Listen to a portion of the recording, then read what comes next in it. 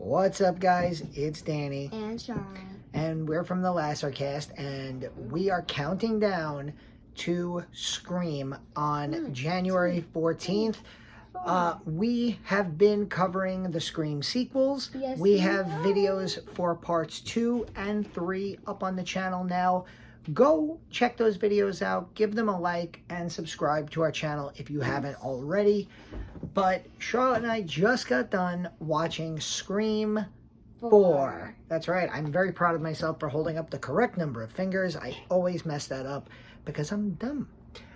So, part 4 was the movie that had the biggest break of the franchise. You had part 1 came out in 96, part 2 came out immediately after in 97, then a few years went by, 2000, and then they just stopped. And then we went over a decade, and then in 2011 we got Scream 4. We got the return of Kevin Williamson, the writer of the first 2 films, and we got the return of Wes Craven in what is sadly his final film before he passed away in 2015.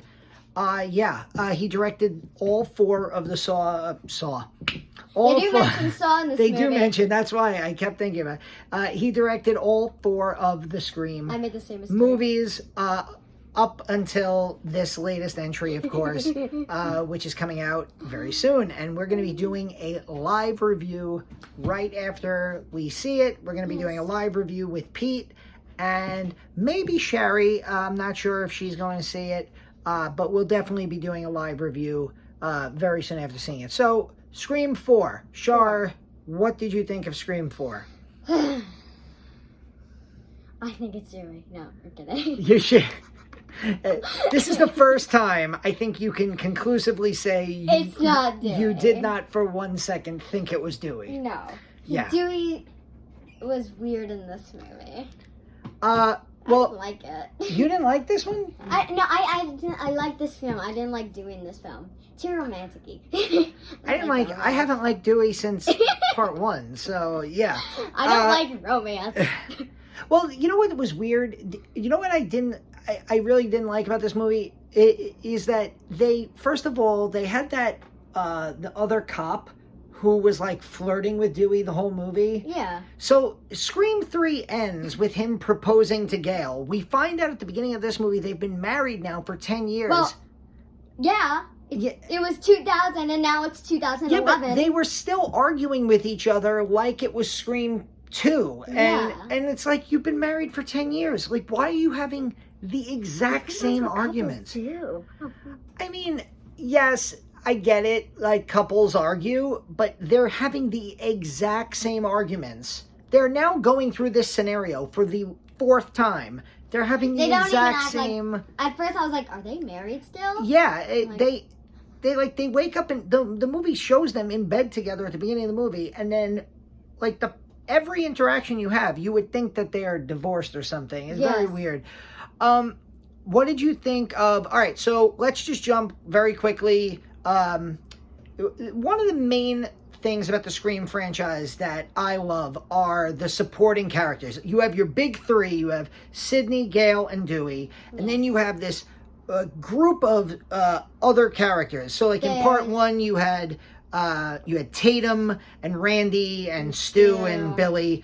In part 2, you had Randy come back, but then you had Mickey and Cece and other characters. Part 3, you had Parker Posey's Jennifer, who was fantastic.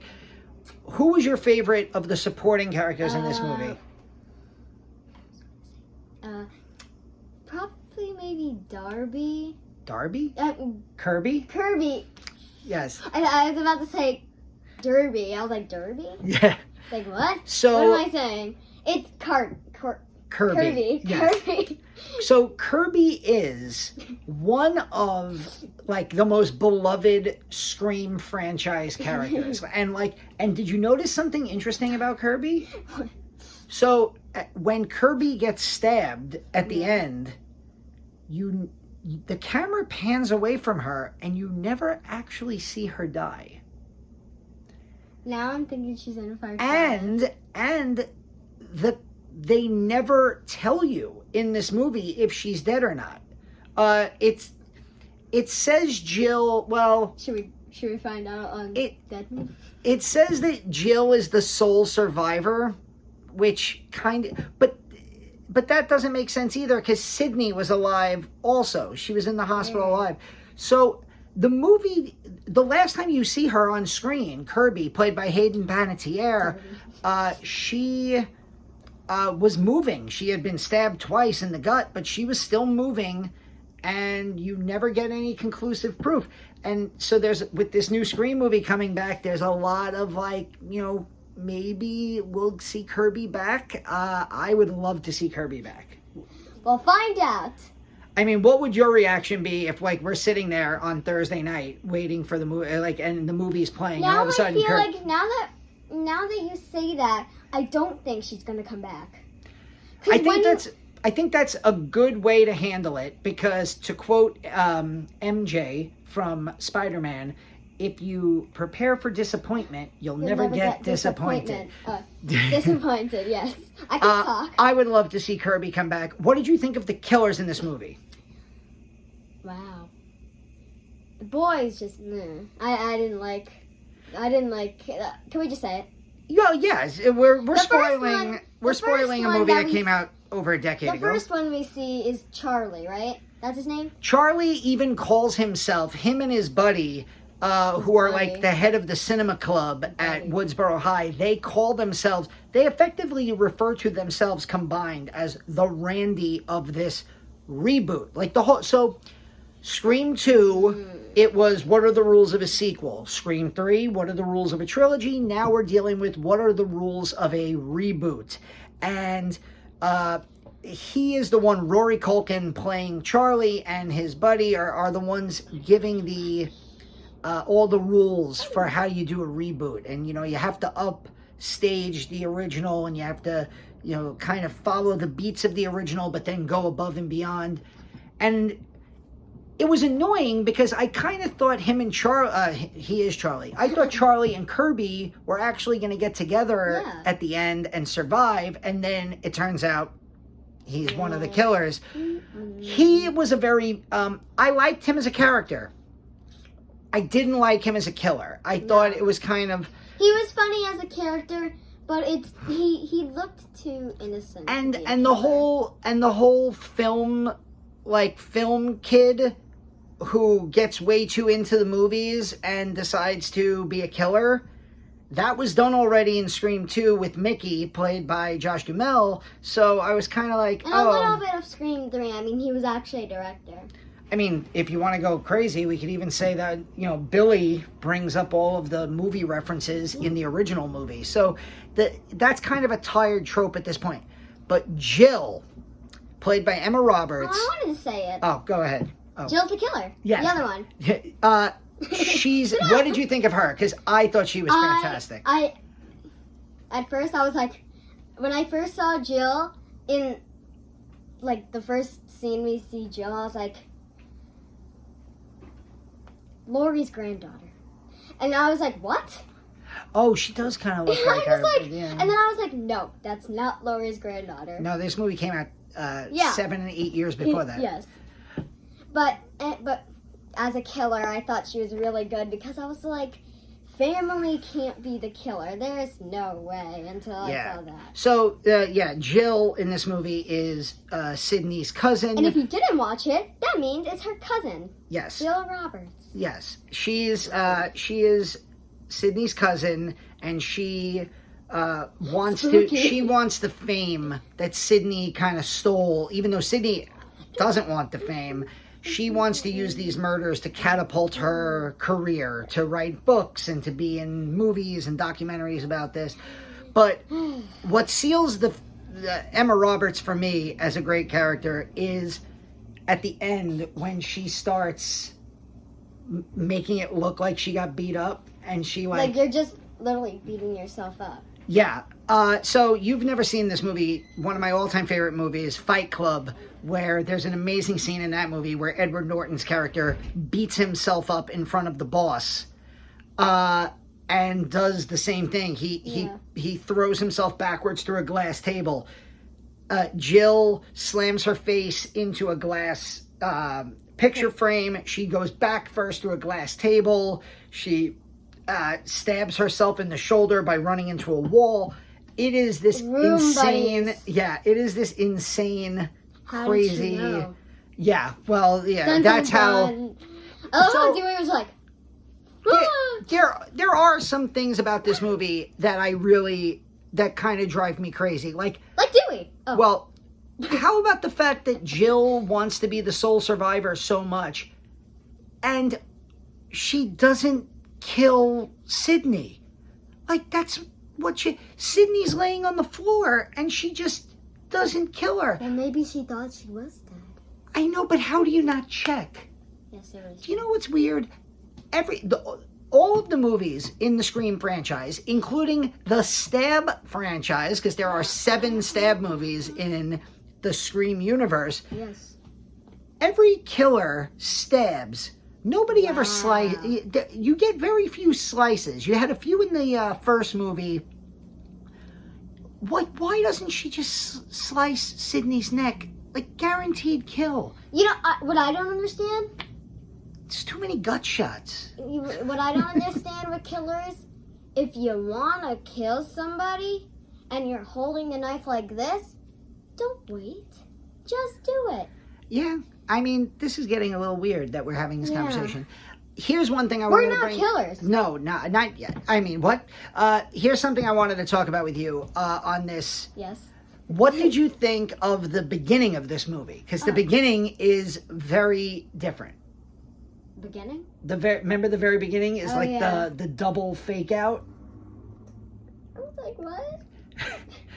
So if you haven't seen Scream 4, first of all, sorry we just ruined the whole movie for you. Yeah, sorry. But if you haven't Come seen on. Scream 4 in a Hard while, you might remember it opens where Scream 2 opened at the Stab premiere. Then you have Scream 3 starts with a clip from like one of the Stab movies, and then Cotton Weary and his girlfriend get killed. This movie starts with 2 girls. They get killed by Ghostface, and it's Stab 6. And then it pulls back, and there's 2 girls watching. And those 2 actresses are Anna Paquin and Kristen Bell. And then Kristen Bell turns and stabs Anna Paquin. Kristen Bell played in a lot of stuff. Yes. Wasn't she in The Good Place? Yes, and she's also the voice of Anna. Anna. Yeah. That's what I said. Oh, well, You yeah. didn't hear me? Shut up. Oh. Okay, But yeah, you got she kills Anna Paquin and then stabs 7. And like Stab 7. and then like finally And I turned to my dad, I was like, yeah, Charlotte's like, is this movie ever going to really start, or is it just going to be continuous fake outs? Stab 9. This movie, considering Scream had been away for over a decade, considering Scream 3 isn't great. No, it's not. This movie was a welcome return to the franchise. I really liked a lot of the side characters. It was okay. I really I liked liked it. between I liked it. Kirby and Jill. I did like Charlie and Jill's his buddy. kill. Jill's kill. Oh, at the end? Oh, when she gets I have one word. clear. Clear. Yeah. And I think it was fitting that Wes Craven ended his film career with a movie that explored and like actually brought up and talked about meta things. Being that he did The New Nightmare in 1994, which was a completely meta version of the Nightmare on Elm Street movies. And then he did, of course, the whole Scream franchise is digging up the tropes and the meta aspects of the horror and the slasher genre. Yes. So I thought it was a good final film for him. We have watched and reviewed the 3 sequels. Yes. Which of the sequels is your favorite? Sequels? 2, 3, or 4? Which one so far? 2, 3, and 4. Oh, obviously 2. 2? Okay. The killers might not be great, but it's just a good movie. The kills are good. I think 2 and 4 yeah. are I think, you know, I was going to say gun to my head, but knife to my gut, I would say I like part 4 a little bit more the than part knife 2. in my gut says that it's. You like 4 more? I think I like 4 better than 2, but 4 only by a was little bit. 4 was amazing, but I think just like how 4 is just a tiny bit over than 2, I think 2 for me is a little bit over 4. Yeah. This movie, I really enjoyed it, and it makes me really excited to see Scream 5 because... If anyone in this comment says Scream 3, I'm coming out. What are you gonna write on them? Yes. Right on your forehead. I'm really excited for Scream 5. I can't wait. I'm very. I really hope that it lives up to the legacy that Wes Craven created. This might be unpopular, but my God, I hope one of the original 3 surviving cast members dies. I can't watch another. Hey, Dewey. Yeah. Oh, sorry. No, I can't watch another movie where Dewey and Gail and Sydney.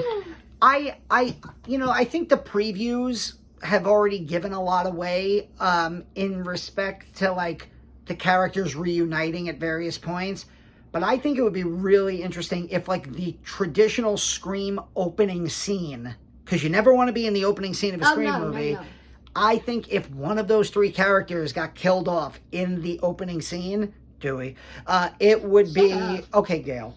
It would be... Definitely not Sydney. But it would be a lot of fun. But we'll see what happens. I love Gail. I love Sydney. Stay tuned to the Lassercast. We are going to have, as I said, a live review of Scream Part 5 coming later when it comes out, probably Thursday night the 13th, along with Pete. And give the rest of our Scream videos a watch. Give them a like, thumbs up, subscribe to the channel, and we'll see you very soon. Very soon. What's your favorite scary movie? Tell us in the comments. Yeah, please.